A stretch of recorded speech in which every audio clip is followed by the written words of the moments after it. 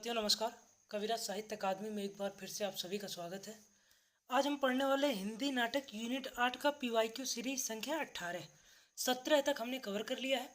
अभी हम पढ़ेंगे 18। इस सीरीज में हम पढ़ते हैं 2019 से लेकर के और आज तक के आए हुए सारे पीवाईक्यूज को संपूर्ण व्याख्या के साथ। तो इसका आप पहले का वीडियो हमारा जा करके देख सकते हैं किस तरह से हम पढ़ रहे होते हैं। और यूनिट 1 और यूनिट 7 को हमने कवर कर लिया है। तो उसका प्लेलिस्ट भी जो है डिस्क्रिप्शन में दिया हुआ है, उसके प्लेलिस्ट का लिंक, तो आप वहां से जाके चेकआउट कर सकते हैं। पीडीएफ आपको टेलीग्राम चैनल पे मिलेगा जिसका लिंक भी डिस्क्रिप्शन में दिया हुआ है। तो पीडीएफ के लिए टेलीग्राम चैनल भी ज्वाइन कर लें। चलते हैं अब आज के अपने पहले प्रश्न की तरफ। आज का अपना पहला प्रश्न है, प्रकाशन वर्ष के अनुसार निम्नलिखित रचनाओं पर विचार कीजिए। यहाँ इतनी सारी रचनाएं दी हुई हैं और इनका प्रकाशन वर्ष दिया हुआ है, तो हमें ये बताना है कि किस रचना का प्रकाशन वर्ष सही है, ये हमें बताना है यहाँ पे।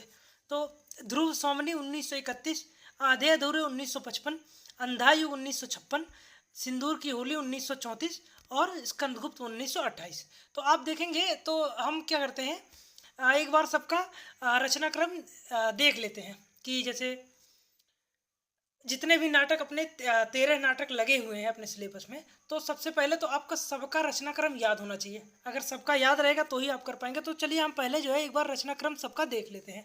शुरुआत करते हैं भारतेंदु जी के नाटक से। भारतेंदु जी का सबसे पहले नाटक कौन, मतलब अपने सिलेबस में सबसे पुराना नाटक कौन सा है? भारत दुर्दशा, जिसका प्रकाशन वर्ष क्या है? 1880 और कहीं कहीं 1876 भी देता है। तो दोनों हमें याद रखना पड़ेगा, जहां जैसा ऑप्शन में आएगा हमें उसी आधार पर टिक करना है। दूसरा नाटक जो कि भारतेंदु जी का ही है उसका नाम है अंधेर नगरी। और अंधेर नगरी का प्रकाशन वर्ष क्या है? अंधेर नगरी का प्रकाशन वर्ष है 1881। इसी के बाद 1880 के बाद जो है इसका प्रकाशन वर्ष है। उसके बाद आता है प्रसाद जी का नाटक। और प्रसाद जी के अपने 3 नाटक जो है सिलेबस में लगे हुए हैं, स्कंदगुप्त, चंद्रगुप्त और ध्रुव सोमनी, जिसमें सबसे पहले कौन सा है? स्कंदगुप्त, जिसका प्रकाशन वर्ष क्या है? 1928। उसके बाद चंद्रगुप्त, जिसका प्रकाशन वर्ष क्या है? 1931। और सबसे अंतिम में क्या है? ध्रुव सोमनी। ध्रुव सोमनी सबसे अंतिम नाटक प्रसाद जी का जो है सबसे अंतिम प्रौढ़ नाटक माना जाता है 1933। इसके बाद हम आगे बढ़ेंगे तो प्रसाद जी हो गए। फिर आता है धर्मवीर भारती। अगर प्रकाशन वर्ष के अनुसार देखें तो फिर सिंदूर की होली आएगा, सिंदूर की होली। और ये किसका है? अपने सिलेबस में इनका नाम गलत लिखा हुआ है, ये नाम लिखा हुआ है लक्ष्मी नारायण लाल, जबकि असल में किसका है? लक्ष्मी नारायण मिश्र जी का है। अपने सिलेबस में 2-3 गलतियां हैं, जैसे एक क्या नाम है, पंत जी की एक कविता को जो है महादेवी उनके में महादेवी जी की कविता में लगा दिया गया है।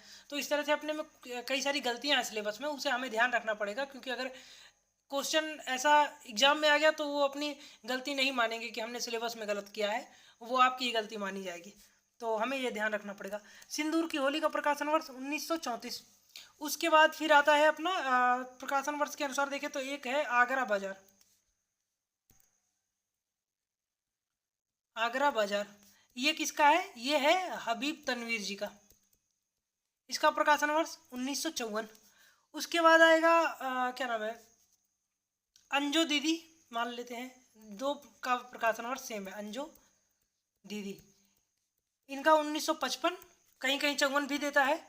और एक है जो कि बहुत महत्वपूर्ण नाटक है, अंधा युग, ये धर्मवीर भारती जी का है, इनका प्रकाशन वर्ष भी 1955 है।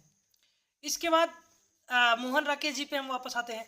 तो इनका 2 नाटक अपने सिलेबस में है। एक का नाम है आषाढ़ का एक दिन, जिसका प्रकाशन वर्ष क्या है? 1958। और इनका एक और है, उसका क्या नाम है?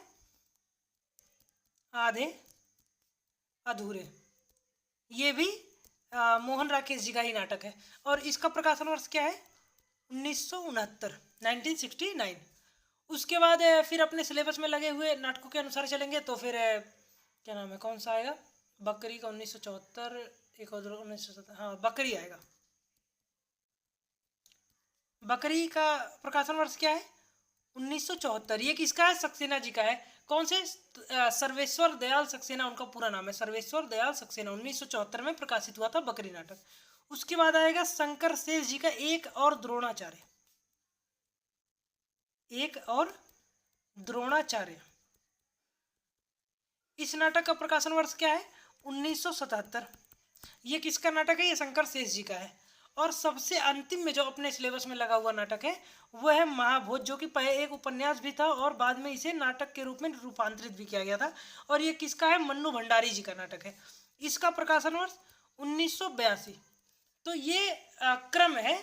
हमें सारे नाटकों का प्रकाशन वर्ष लेखक याद रखने हैं, क्योंकि यहाँ से एक आध सवाल हर बार आ जाता है। तो इतना छोटा चीज़ अगर याद नहीं करेंगे तो फिर आगे कैसे, मतलब और नाटकों के बारे में और कैसे हमें याद रहेगा। तो ये तो बहुत बेसिक चीज़ है कि प्रकाशन वर्ष याद रखना। अब चलते हैं अपने प्रश्न की तरफ। ये सारे प्रकाशन वर्ष हो गए। ध्रुव सोमनी 1931, तो यही गलत हो गया, क्योंकि ध्रुव सोमनी का हमने क्या बताया अभी अभी? 1933। 1931 भी किसी नाटक का है। किसका है? चंद्रगुप्त का है। और आधे अधूरे का हमने 1955 याद दिया है, जबकि ये 1955 किस नाटक का है? कमेंट में बताइएगा। दो नाटकों का जो है प्रकाशन वर्ष 1955 भी है। अभी अभी हमने पहले भी बताया है, तो कमेंट करके बताइएगा। आधे अधूरे का क्या है? 1958, तो ये भी गलत हो गया। अंधा युग 1956 नहीं बल्कि 1955 है, तो ये भी गलत हो गया। सिंदूर की होली ये सही है 1934, और स्कंदगुप्त 1928 ये सही है। यानी कि डी और ई, डी और ऑप्शन जो है मुझे लगता है यहाँ पे गलत है, जो कि प्रश्नों में यहाँ शायद ड्रॉप कर दिया गया था। हाँ, ये क्वेश्चन ड्रॉप कर दिया गया है, ये ड्रॉप्ड है बाई एनटीए। एनटीए ने इस क्वेश्चन को ड्रॉप कर दिया, क्योंकि इसका सही जवाब क्या होगा? डी और ई, डी और ई। और ये चारों में जो है ये ऑप्शन नहीं है, इसीलिए जो है डी और ई सही ऑप्शन हो जाएगा इसका। और ये क्वेश्चन एनटीए ने ड्रॉप कर दिया था। इसके अंक, इसका मतलब सभी को मिले थे। तो ये आज का पहला क्वेश्चन हो गया। आप चलते हैं अपने अगले प्रश्न की तरफ। आज का अपना अगला प्रश्न है अंधा युग नाटक के संबंध में। अंधा युग नाटक के संबंध में सत्य कथन हमें बताना है। तो इसमें हमें बताना है कि पांच जो है पॉइंट्स दिए हुए हैं, हमें बताना है कि कौन कौन सा पॉइंट इसमें सही है। तो इसमें 2-3 पॉइंट ऐसा है ना जो शीर्षक से दिया हुआ है, तो हम शीर्षक वाला भी हम कर लेंगे। इसके 5 शीर्षक हैं और पांचों शीर्षक का नाम और स्थापना, उसके बाद समापन, इन सब का नाम अभी हम जो है एक बार कर लेंगे, फिर वहाँ से करेंगे। पहले वही कर लेते हैं। सबसे पहले तो ये जान ले कि ये किसका नाटक है। तो ये धर्मवीर भारती जी का नाटक है, धर्मवीर भारती जी। प्रकाशन वर्ष 1955 हमने अभी अभी पहले ही बताया। ये कुल 5 अंकों में विभाजित है, और 5 अंकों में उसके साथ साथ सबसे पहले स्थापना आता है, जिसका नाम अंधा युग है। स्थापना, जिसका नाम अंधा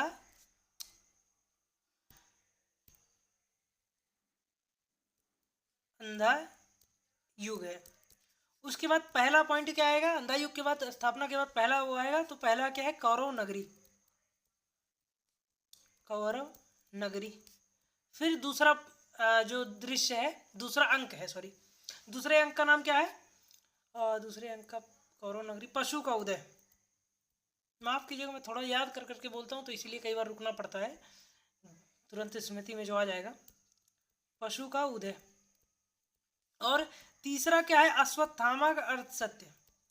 अश्वत्थामा कहे थे ना, युधिष्ठिर जो है सबसे सत्यवादी माने जाते थे, और युधिष्ठिर ने क्या कहा था कि क्या था?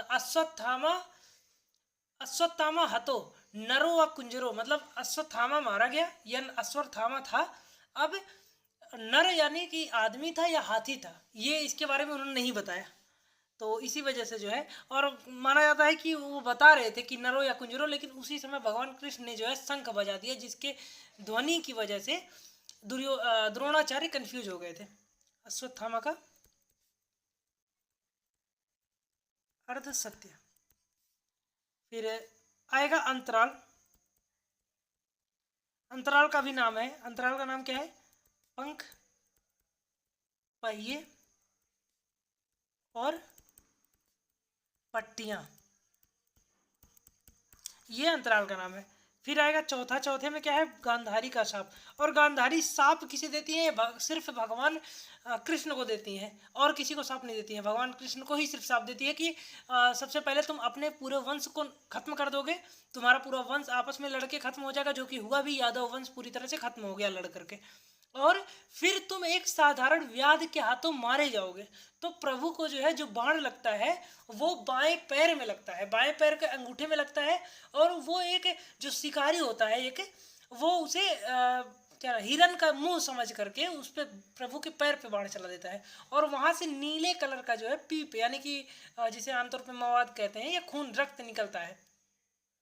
वो जब नीले कलर का निकलता है तो उसे अश्वत्थामा देखते हैं कि ये तो जैसे मेरा खून निकल रहा है उसी तरह से इनका निकल रहा है, प्रभु का भी। और फिर एक चीज़ और एहसास करते हैं कि जो अश्वत्थामा को प्रभु ने श्राप दिया था कि तुम अब तुम्हारे शरीर पे घाव रहेंगे, तुम हमेशा अमर हो जाओगे, लेकिन इस पीड़ा से जो है ग्रसित रहोगे, हमेशा तुम्हारे पूरे शरीर में पीड़ा रहेगा, दुर्गंध आएगा तुम्हारे शरीर से, और पूरा शरीर तुम्हारा घायल अवस्था में ही रहेगा, कभी ये ठीक ही नहीं होगा।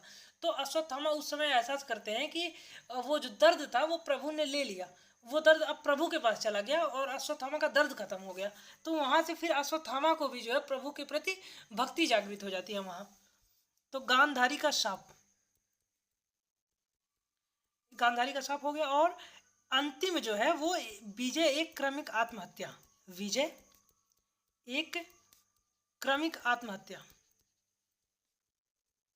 क्रमिक आत्महत्या, ये 5 हो गया। और जो समापन है इसके बाद आता है समापन, और समापन का भी नाम है, समापन का क्या नाम है, प्रभु की मृत्यु, प्रभु की वही मृत्यु हो जाती है बहेलिया व्याध के हाथों, प्रभु की मृत्यु।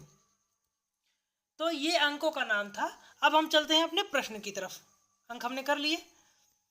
अंधा युग का घटनाकाल महाभारत के 18वें दिन के पूर्व से लेकर के पूर्व से प्रभास तीर्थ में कृष्ण की मृत्यु तक की कहानी है।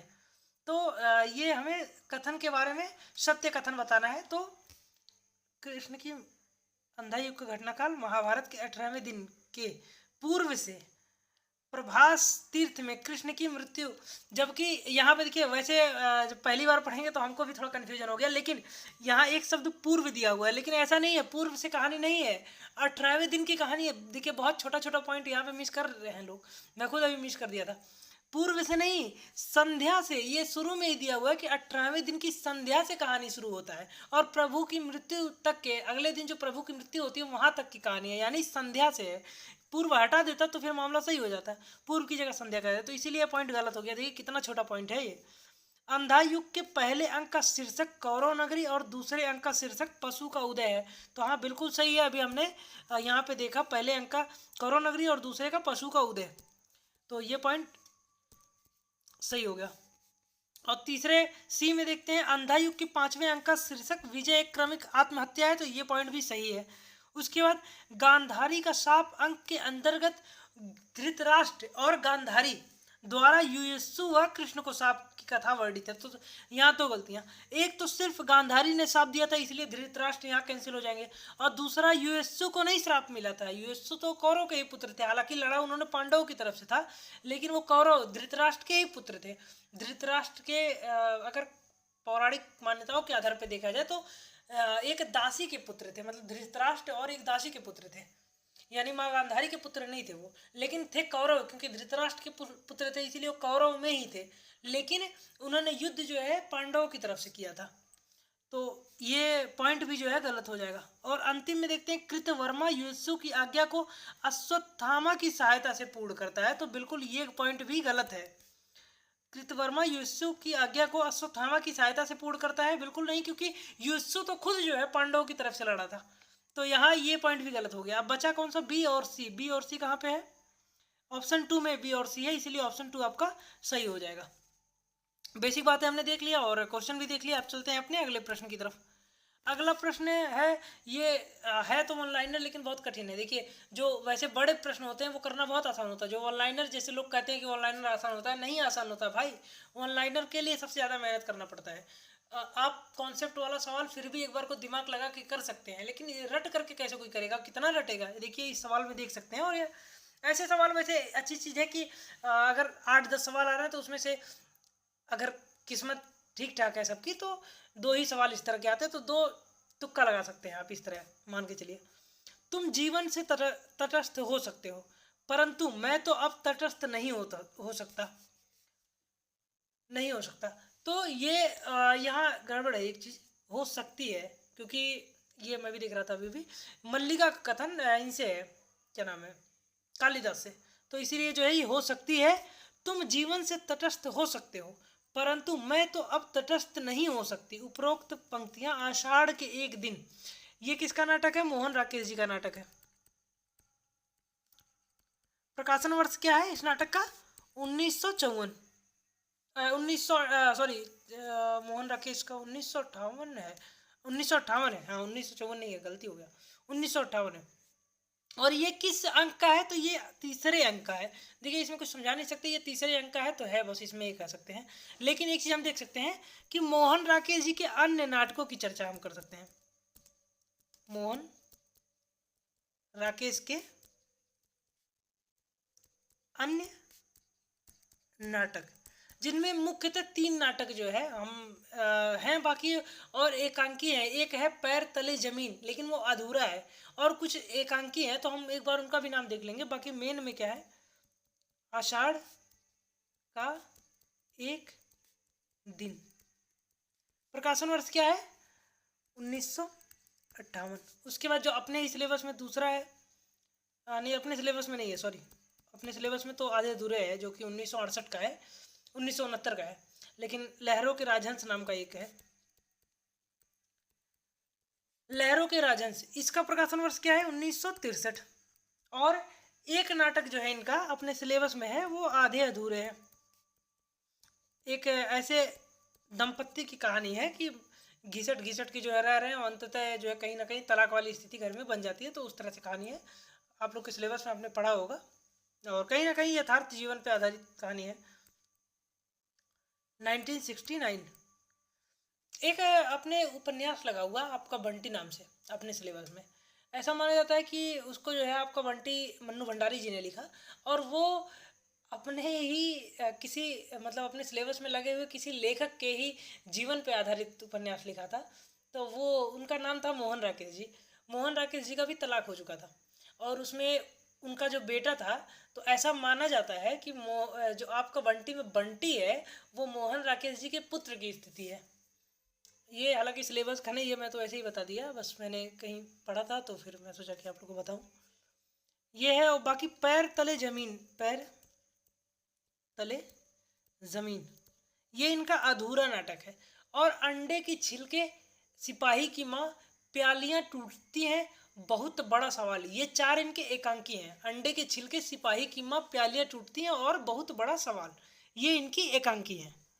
तो हो गया, प्रश्न भी हो गया, और हमने मोहन राकेश के नाटकों पे भी चर्चा कर ली। तो चलते हैं अब अपने अगले प्रश्न की तरफ।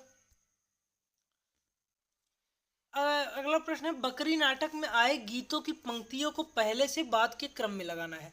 यानी बकरी नाटक में जो पंक्तियां आई हैं गीतों की, ये इनको हमें क्रम लगाना है। ये बहुत कठिन सवालों में से माना जाता है। अभी 2 सवाल जो हम लगातार कर रहे हैं, एक अंक वाला और दूसरा ये बहुत कठिन सवालों में से आता है। इसको जो है करने के चक्कर में, अगर आप कर रहे हैं तो इसके चक्कर में नहीं आ रहा है, तो इसमें बहुत दिमाग लगाने की जरूरत नहीं है, क्योंकि ये किसी मतलब सबके लिए मुश्किल होता है ये सवाल, सिर्फ आपके लिए नहीं। कोई कितना भी पढ़ के जाएगा इस तरह से किसी को याद नहीं होगा। बस हाँ, थोड़ा सा इसमें दिमाग लगा सकते हैं कि इसमें जो शुरुआत जैसे होता है, तो जो शुरुआत में नट नटी होता है ना, और उनसे पहले एक भिश्ती जो है स्टेज पे घूमता है मशक लेके, तो वही पहला गाता है, जा जा के सींच आएगी हर एक की क्यारी, मर के भी बुझाएगी वह प्यास तुम्हारी। तो ये बकरी के बारे में, मतलब एक मशक के बारे में बात कर रहा होता है। मशक लिया होता है, उसमें पानी भरा होता है, तो शुरुआत में यही सबसे पहले पंक्ति जो है यही आती है, तो इसीलिए ये 1 पे आ जाएगा। उसके बाद वो करी ना आह करी, गांधी जी की बकरी, हर किला फतेह करी गांधी जी की बकरी, ये पॉइंट दूसरे नंबर पे ये गीत आता है। और तीसरे पे क्या आएगा, तन मन धन उन्नायक जय हे, जय जय बकरी माता, अन्याय अहिंसा दंभ क्रूरता, भूला करे मन चंगा, ये है तीसरा। उसके बाद चौथे में क्या है, धर्म ईश्वर भाग सबकी, उंगलियों से घूमता, आदमी मिट्टी का लौंदा चाक पर है झूमता, ये है चौथा गीत। और सबसे अंतिम में, दुर्जन के साथ सबका यहाँ मोल कर चलो, ये सबसे अंतिम में आता है, यानी 5वें पे आता है। तो अब देखते हैं, सबसे पहले क्या आएगा डी, उसके बाद बी, उसके बाद सी। तो मिलाते हैं डी बी सी कहाँ पे है शुरुआत में। डी बी सी ऑप्शन 2 में है, तो इसलिए ऑप्शन 2 आपका सही हो जाएगा। तो इस तरह का सवाल बहुत कठिन सवालों में से होता है, अगर नहीं भी होता है तो इसके लिए बहुत टेंशन नहीं लेना है। देख लेते हैं ये नाटक किसका है, तो ये सर्वेश्वर दयाल सक्सेना जी का है। सर्वेश्वर दयाल ये सक्सेना जी का नाटक है। प्रकाशन वर्ष क्या है इस नाटक का, तो 1974 है इस नाटक का प्रकाशन वर्ष। सर्वेश्वर दयाल सक्सेना जी जनवादी नाटककार हैं। ये जो है जनवादी नाटककार की श्रेणी में आते हैं, जनवादी नाटककार। और इनके नाटक लोकनाट्य शैली में है। जो लोकनाट्य शैली होता है कि मतलब आम जीवन पे आधारित, उस शैली में जो है इन्होंने नाटकों को लिखा है। जैसे कि बकरी ही उसका एक जीवंत उदाहरण आप देख सकते हैं। उसके बाद बात करें सक्सेना जी के अन्य नाटकों की, अगर हम बात कर लें तो सक्सेना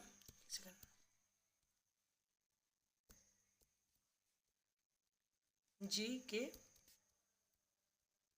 अन्य नाटक, इसमें क्या है कि कुछ जैसे बकरी ही ले लेते हैं सबसे पहले, क्या है 1974। उसके बाद लड़ाई नाम की एक है। लड़ाई नाम की जो नाटक है ना, लड़ाई नाम का, ये कहानी था पहले, और इसका रूपांतरण नाटक में हुआ है। ये पहले एक कहानी था, इसका नाट्य रूपांतरण किया गया है। और एक है अब गरीबी हटाओ नाम का, अब गरीबी हटाओ। तो ये है सक्सेना जी के प्रमुख नाटक। और हमने सक्सेना जी के बारे में बात कर लिया, प्रश्न भी हो गया। तो अब चलते हैं अपने अगले प्रश्न की तरफ।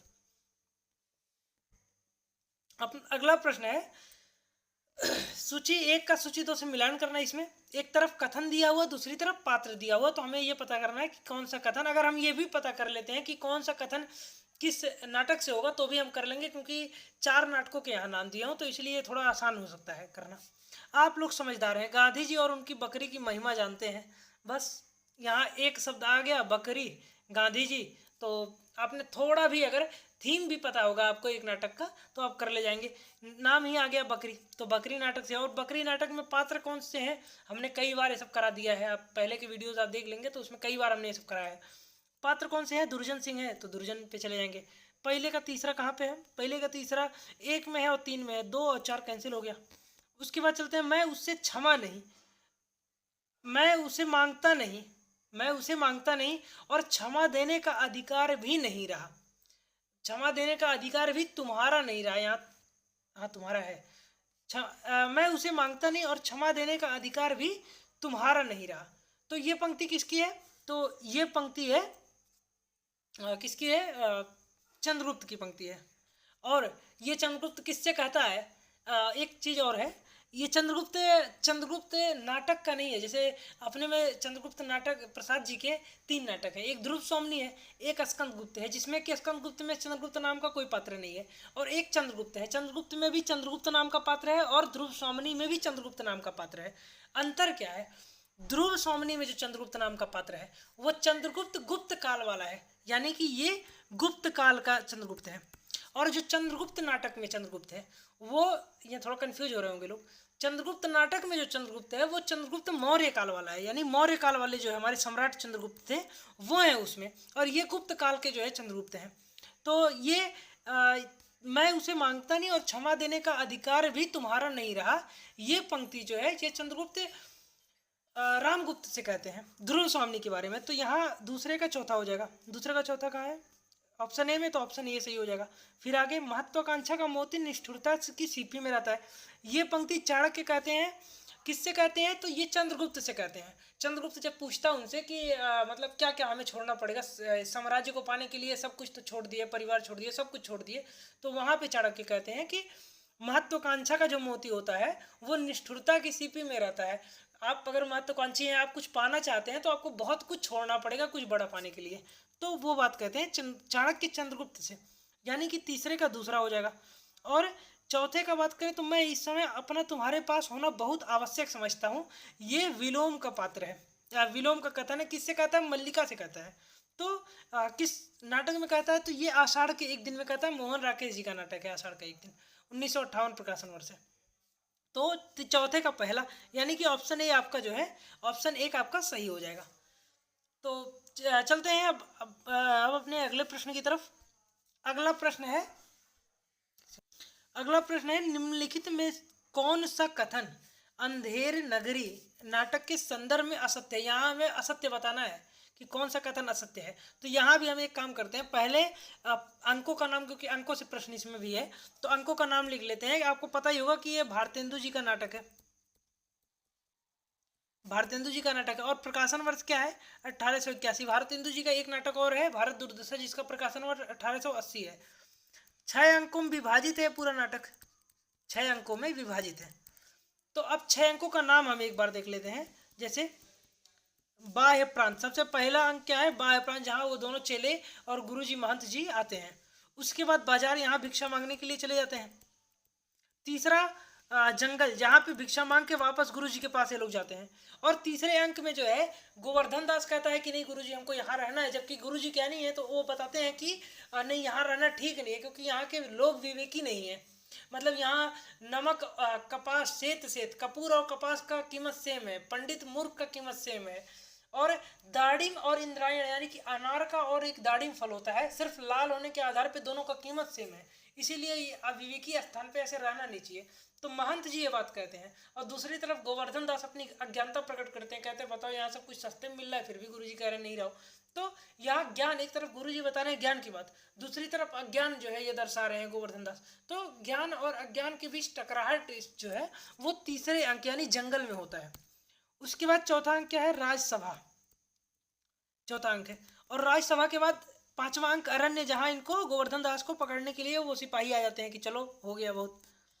और फिर सबसे अंतिम में शमशान, शमशान जो है सबसे अंतिम दृश्य है। अब चलते हैं अपने प्रश्नों की तरफ। प्रश्न है अपना, इसमें असत्य बताना है, तो देख लेते हैं। यह नाटक 1881 में लिखा गया था और काशी के दशाश्वमेध घाट पर उसी दिन अभिनीत भी हुआ। तो ये पॉइंट सही है, क्योंकि 1881 में ही लिखा गया था। और बिहार के एक जमींदार के ऊपर जो है ऐसा माना जाता है, ब्रिज रत्न दास जी ने जो है अपनी किताब में, भारतेंदु किताब में लिखा था कि ये बिहार के एक जमींदार के अन्याय के ऊपर लिखा गया था ये नाटक। तो ये पॉइंट सही हो गया। इस नाटक में 5 दृश्य हैं, तो ये गलत हो गया, क्योंकि अभी हमने पहले देखा कि 6 दृश्य हैं कुल। और तीसरा है द्वितीय अंक का स्थान जंगल है, तो ये पॉइंट भी गलत हो गया, क्योंकि द्वितीय अंक का स्थान क्या है? बाजार, जंगल तो तीसरे अंक का है, तो ये भी गलत हो गया। चौथे में तीसरे दृश्य में ज्ञान और अज्ञान की टकराहट दिखाई पड़ती है, तो अभी हमने पहले ही बात किया इस पे कि ज्ञान और अज्ञान की टकराहट दिखाई पड़ती है तीसरे अंक में, तो ये पॉइंट सही है। और साच कहे तो पहनी खा नहीं, पहनी या नहीं है, पनही है, पनही खावे, झूठे बहुविधि पदवी पावे, यह चौथे अंक का गीत है, तो ये पॉइंट भी सही है। अब देखते हैं सही क्या है। ए, डी और ई, ए डी ई कहाँ है? यह 5 अंक। अच्छा, असत्य पूछा है, तो असत्य हमें बताना है। ये साच कहे तो पनी, ये ई वाला जो पॉइंट है ये सही नहीं है, तो ई पॉइंट भी जो है गलत है, ये पॉइंट सही नहीं है, ई पॉइंट गलत है। तो सही अब इसमें असत्य कौन कौन सा है? बी, सी और ई। बी, सी और ई पहले ही ऑप्शन में है, तो इसलिए पहला ऑप्शन सही हो जाएगा। अब देखते हैं, हमने बात तो कर ही लिया कि भारतेंदु जी का नाटक है और 6 दृश्यों में जो है विभाजित है। बाकी कितने अंक हैं इसमें? बाह्य प्रांत, यार बाह्य प्रांत है, बाजार है, दृश्य है, जंगल है, राजसभा है, अरण्य है और शमशान है। तो ये सारे थे। अब आज इतने ही प्रश्न हैं, बाकी हम कल करेंगे और मिलते हैं अगले क्लास में। तब तक के लिए बाय बाय।